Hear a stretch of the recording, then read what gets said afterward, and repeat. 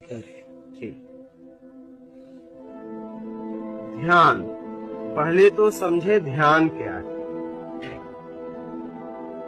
ध्यान, जब मुझे कुछ चाहिए तो ध्यान घटित हो जाता है। तो ध्यान तो स्वतः अपने आप घटित होता है, ध्यान करना नहीं है। ध्यान स्वाभाविक घटित हो रहा है। ध्यान को समझना है घटित कहाँ हो रहा है। जो मुझे चाहिए उस पे ध्यान घटित हो जाता है। जैसे मुझे भोजन चाहिए, ध्यान कहाँ चला जाता है? भोजन पे। भोजन को मिल गया तो ध्यान कहीं और चला जाता है। हमारी जरूरतों में ध्यान घूम रहा है। आप समझ रहे हैं? ध्यान तो हर वक्त घटित हो रहा है, हर समय घटित हो रहा है। कहाँ हो रहा है? इच्छाओं में। इच्छाओं में।